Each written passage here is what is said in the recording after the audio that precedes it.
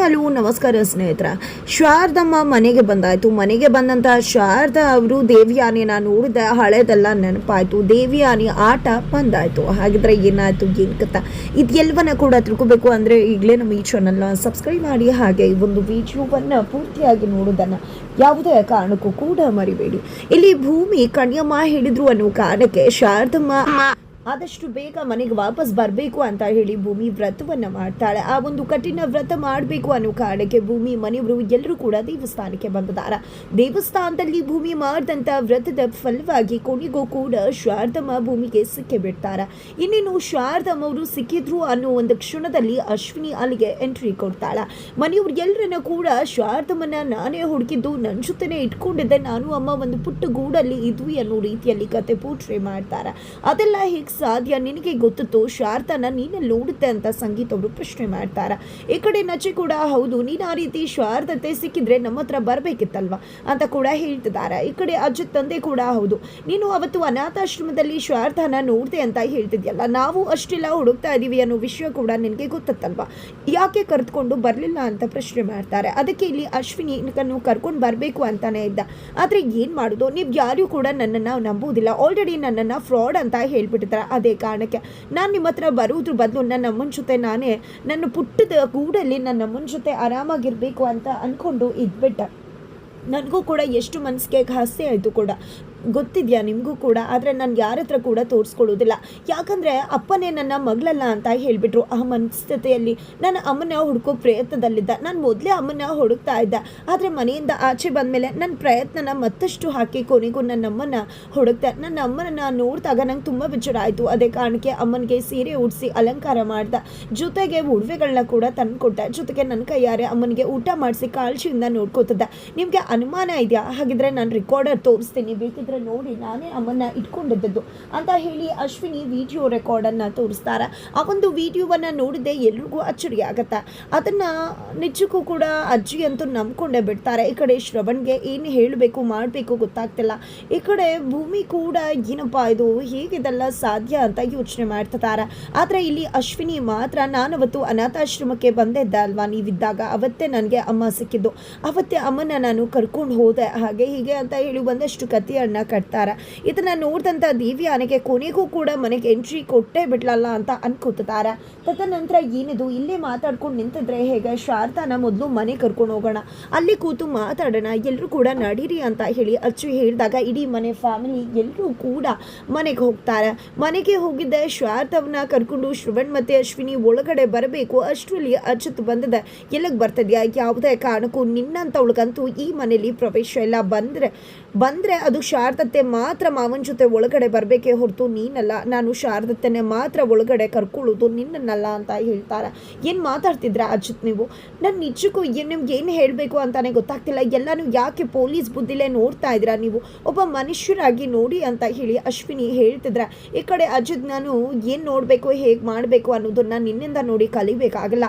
ನೀನು ಆಲ್ರೆಡಿ ಮನೆಗೆ ಮನಸ್ವಿನಿ ಅನ್ನೋ ರೀತಿಯಲ್ಲಿ ಎಂಟ್ರಿ ಕೊಟ್ಟು ಎಲ್ರಿಗೂ ಮೋಸ ಮಾಡಿದ್ದಾಗಿದೆ. ಮತ್ತೆ ಎಲ್ಲರನ್ನ ಕೂಡ ಎಮೋಷ್ನಲಿ ಲಾಕ್ ಮಾಡಿ ನೀನು ಮನಸ್ವಿನಿ ಅಂತ ಈ ಮನೆಗೆ ಎಂಟ್ರಿ ಕೊಡ್ಬೋದು ಅಂತ ಅಂದ್ಕೊಂಡಿದ್ರೆ ಅದು ನಿನ್ನ ಭ್ರಮೆ ಅಷ್ಟೇ. ಯಾವುದೇ ಕಾರಣಕ್ಕೂ ನಿನ್ನನ್ನಂತೂ ಈ ಮನೆಗೆ ನಾನು ಎಂಟ್ರಿ ಕೊಡಿಸೋದಿಲ್ಲ ಅಂತ ಅಜ್ಜತೆ ಹೇಳ್ತಾರೆ.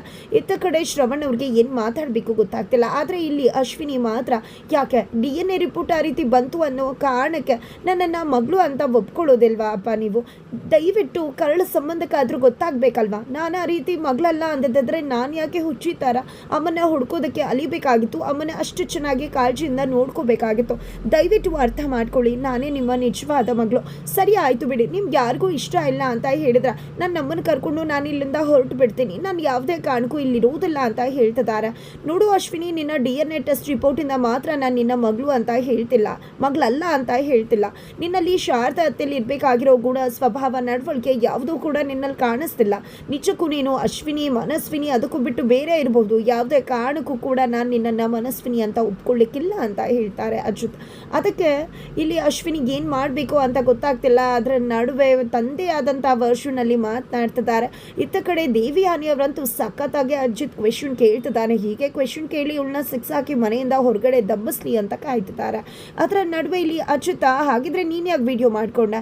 ವಿಡಿಯೋ ಮಾಡಿಕೊಂಡು ನಮಗೆಲ್ಲ ತೋರಿಸ್ಬೇಕು ಅನ್ನೋ ಕಾರಣಕ್ಕೆ ಪ್ರೂಫ್ ಇರಲಿ ಅಂತ ವಿಡಿಯೋ ಮಾಡ್ಕೊಂಡ್ಯಾ ಅತ್ತೆ ಜೊತೆ ಇರೋದನ್ನು ಅಂತ ಅಜಿತ್ ಕೇಳಿದಕ್ಕೆ, ಇಲ್ಲ ನಾನು ಅದಕ್ಕೆಲ್ಲ ವಿಡಿಯೋ ಮಾಡ್ಕೊಂಡಿದ್ದು, ಖುಷಿ ಕ್ಷಣಗಳನ್ನು ಕ್ಯಾಪ್ಚರ್ ಮಾಡಬೇಕು ಅಂತ ವಿಡಿಯೋ ಮಾಡ್ಕೊಂಡಿದ್ದು.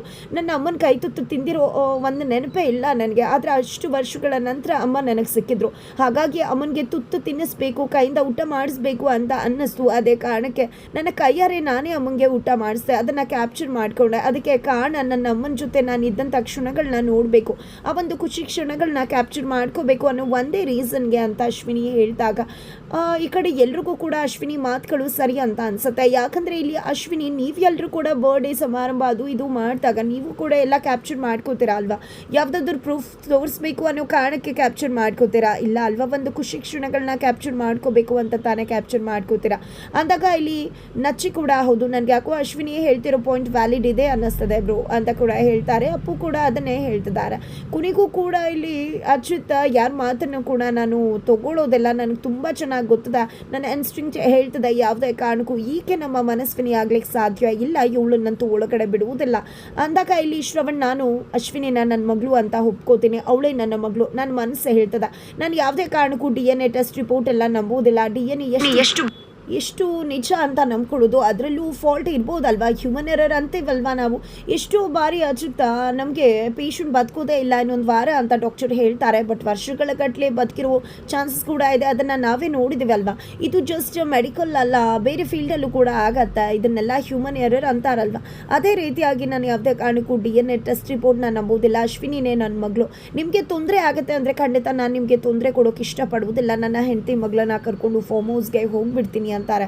ಅಯ್ಯೋ ಶ್ರವಣ್, ಯಾಕೆ ಆ ರೀತಿ ಮಾತಾಡ್ತಿದ್ಯಾ? ಶಾರದಾ ಸಿಕ್ಕಿದಾಳಲ್ವ 20 ವರ್ಷಗಳ ನಂತರ, ನಿಜಕ್ಕೂ ಈ ಕ್ಷಣನ ನಾವು ಅನುಭವಿಸ್ಬೇಕಾಗಿದೆ ನೋಡು ಅಜ್ಜಿತ್ತ, ದಯವಿಟ್ಟು ಸುಮ್ಮನಿರು ಅಂತ ಹೇಳಿ ಸಂಗೀತ ಮತ್ತು ಅಜ್ಜಿ ಹೇಳ್ತಾರೆ. ಈ ಕಡೆ ಭೂಮಿ ಕೂಡ, ಹೌದು ಸಾಹೇಬ್ರೆ, ಇವತ್ತು ನಮಗೆ ಶಾರದತ್ತೆ ಸಿಕ್ಕಿದ್ದಾರೆ ಅಂದರೆ ಅದಕ್ಕೆ ಒಂದು ರೀತಿಯ ಅಶ್ವಿನಿ ಕೂಡ ಕಾರಣನೇ ಅಲ್ವಾ.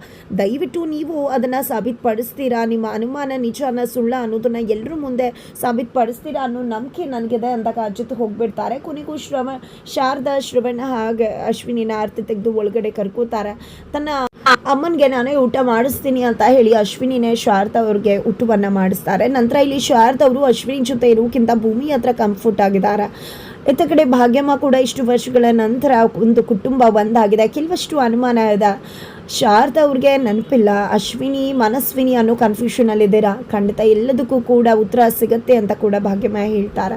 ನಂತರ ಇಲ್ಲಿ ತನ್ನ ಅಮ್ಮ ರೆಸ್ಟ್ ಮಾಡಿ ಕರ್ಕೊಂಡು ಹೋಗ್ತೀನಿ ಅಂತ ಅಶ್ವಿನಿ ಹೇಳಿದ್ರೆ, ಇಲ್ಲ ಭೂಮಿ ಜೊತೆ ಶಾರದತ್ತೆ ಇರಲಿ, ಯಾಕಂದರೆ ಭೂಮಿ ಜೊತೆನೇ ಅವರು ಜಾಸ್ತಿ ಕಂಫರ್ಟ್ ಆಗಿದ್ದಾರೆ ಅಂತ ಕೂಡ ಜೊತೆ ಹೇಳ್ತಾರೆ. ನಂತರ ಭೂಮಿ ಶಾರದಾ ಅವ್ರನ್ನ ಕರ್ಕೊಂಡು ಹೋಗ್ತಿರ್ತಾರೆ. ಅಷ್ಟರಲ್ಲಿ ದೇವಿಯಾನಿ ಶಾರದಾ ಅವರ ಮುಂದೆ ಬಂದು ನಿಂತ್ಕೋತಾರೆ. ಶಾರದಾ ಅವ್ರಿಗೆ ದೇವಿಯಾನಿ ನೋಡ್ತಿದ್ದಾಗೆ ಹಳೆಯ ದಿನಗಳು ನೆನಪಾಗ್ತದೆ. ಅಂದು ತನ್ನ ಸಾಯಿಸೋಕೆ ಬಂದದ್ದು, ತನ್ನ ಮಗಳನ್ನ ಸಾಯಿಸೋಕೆ ನೋಡಿದ್ದು ಎಲ್ಲವೂ ಕೂಡ ಶಾರದಾ ಅವ್ರಿಗೆ ನೆನಪಾಗುತ್ತೆ. ಹಾಗಿದ್ರೆ ಕೊನೆಗೂ ದೇವಿಯಾನಿಯ ಆಟ ಬಂದಾಗತ್ತಾ? ಚಟ್ಟ ಕಟ್ತಾರ ದೇವಿಯಾನಿಗೆ ಶಾರದಾ ಅವರು? ಏನಾಗುತ್ತೆ ತಿಳ್ಕೋಬೇಕು ಅಂದರೆ ಮುಂದಿನ ವಿಡಿಯೋಗೆ ವೇಟ್ ಮಾಡೋದನ್ನ ಮರಿ.